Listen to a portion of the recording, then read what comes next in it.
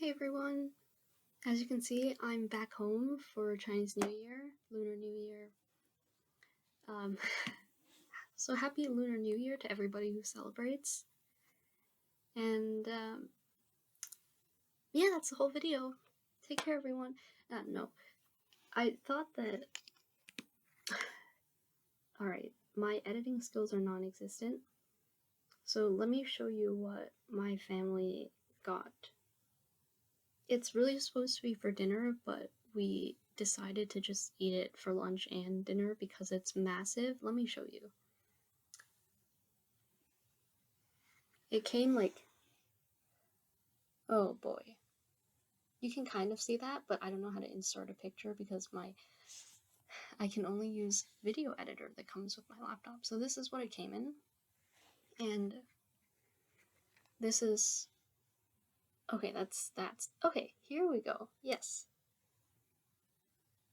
It's basically a bunch of proteins. You can see like, oh, no, you can't see anything. Okay, I give up. It's basically a bunch of proteins stacked on top of the Napa cabbage in the base, and it's like this big. The actual container is metal, but it comes in this wooden wash basin like thing. And so it's massive, so we're probably going to be still eating it tomorrow. And I had a good amount. It is nice. I've never had it before, it's just that my mom decided that this year we wanted to try getting some. And it is in Cantonese pun choy, and if you go to the Wikipedia page, there's like a bunch of stuff about the history of it and how, like, pretty much during this like time of war, everyone decided to just like throw all of their food into a massive bowl thing and cook it. But because there was so much food, they had to carry it in wash basins. So that's why it's in the wooden thing. I'll link the Wikipedia in the description or comment or something in case someone is curious. I really like the history of food. Like I watch, well, my boyfriend introduced it to me, but I watch a lot of Tasting History with Max. Tasting History with Max Miller, I think is the full channel.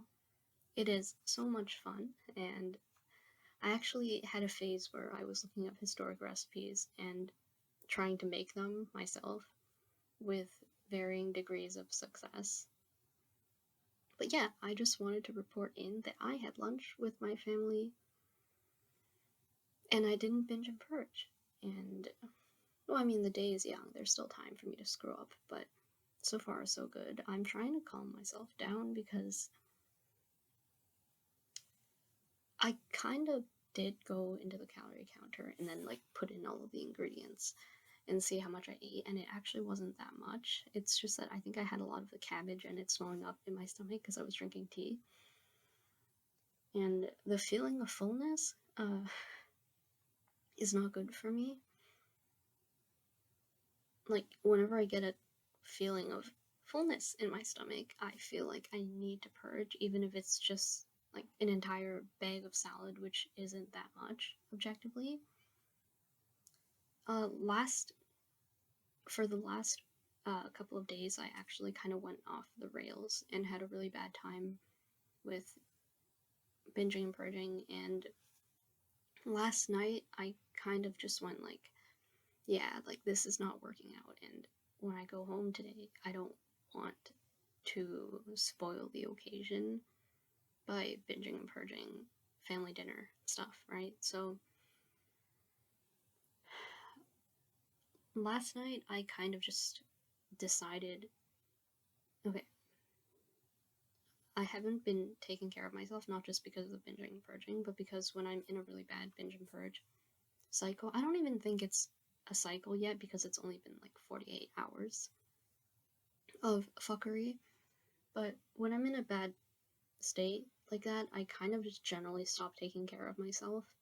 And by that, I mean I let my hair get dirty and I don't do skincare and I don't brush my teeth and I don't tidy up. Yeah, I feel kind of bad admitting that, but that is how it is. So last night I just decided that I would cut it out, brush my teeth, wash my hair, do my skincare, and do that face massage thing. And so I think that's why my face isn't horrendously puffy today. I mean, it's kind of bad, but it's not. I mean, you can see that. But I mean, it's gonna happen. But it's not as bad as it could be, and that's what's important. And that was helpful, but it kind of sucked to do because I kind of felt like I didn't deserve it, even though it was just basic hygiene. I don't know. But it's not like not doing that ever helped me get out of a cycle, so I just thought, screw it, I'm gonna try something else. And try, actually taking care of myself like I'm supposed to. So later I'm gonna take some vitamins and drink some tea. And tonight I think I'm actually gonna massage my face again to see if it helps drain the bloat from my face.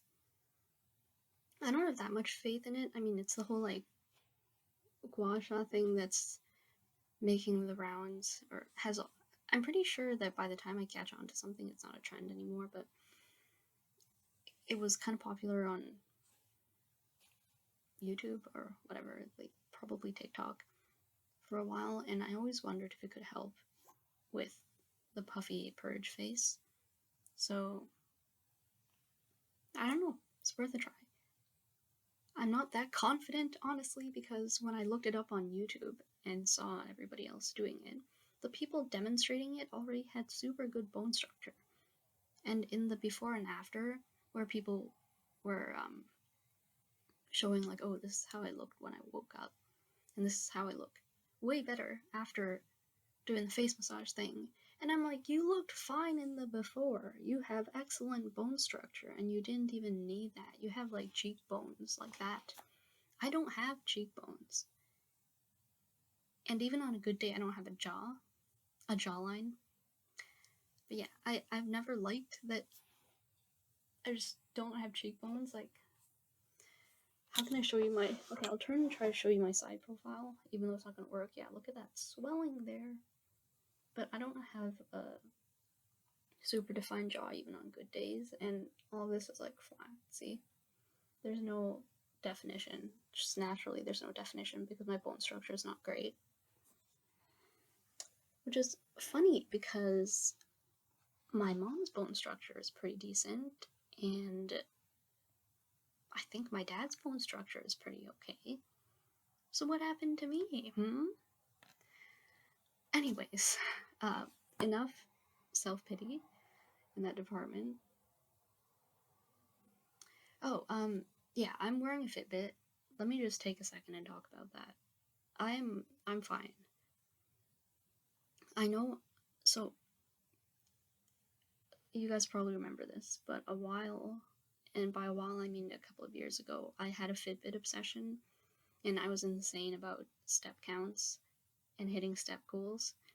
And this Fitbit used to be my brother's, but he got a different wrist device watch thing, and he gave it to me. And at first I was kind of hesitant because I was like, if I use it, am I just gonna become insane about steps again? But it turns out that I'm actually okay. I check my steps, but it's mostly out of curiosity because I want to see, like, oh, how much activity have I been doing today? And here's why. I mentioned in the past that as a short person, I've been very frustrated about how little food I can eat in order to maintain weight or lose weight. And I've actually noticed since wearing the Fitbit that I actually move a lot more than I thought. Like, I've been really underestimating how much activity I get in. And so it turns out that my total daily energy expenditure is probably a lot higher than I thought that it was. And that it's totally fine for me to be eating a certain number of calories. Which kind of worries me because um, after I stopped purging as much and after I decided to just have some days where I eat normally or as close to normally as I can without purging, I had this perpetual concern that I was actually eating over my ATD and I was going to gain weight because height and because I was underestimating how much activity I get. But in fact, I get a fair amount of steps in. And I know that the calorie estimates on these are not, people say that they're not accurate, but even if there's a wide, even if, even if there's a wide margin of error, it still seems that I can actually eat food and, in theory, I shouldn't gain weight. So it's kind of actually been helpful in a weird way,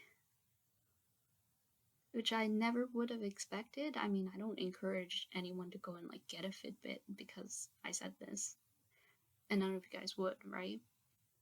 Right? You're smarter than that.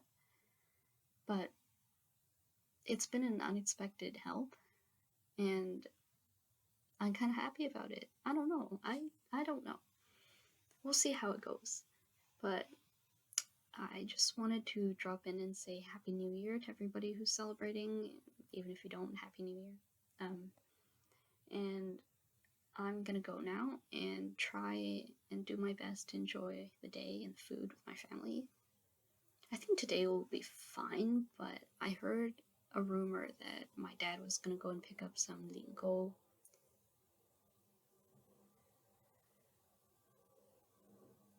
Mandarin would be Niangao, I think. When I was a kid, I was fluent in Mandarin, but I fell out of practice over the years and now I can't speak it at all.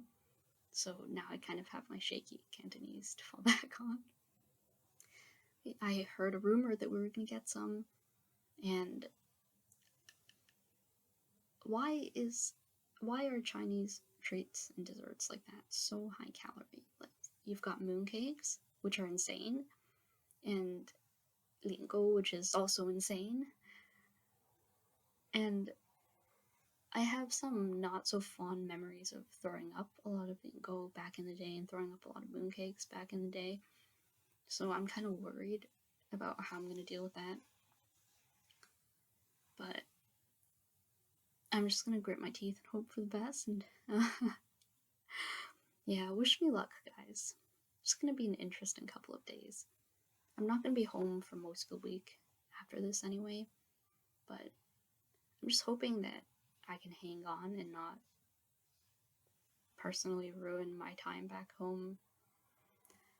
Well, something nice that's going on is that since I'm back home, I can bake for my family again, which means that they are going to be subjected to my baking, whether they like it or not. You guys are getting whole wheat dinner rolls, whether you like it or not.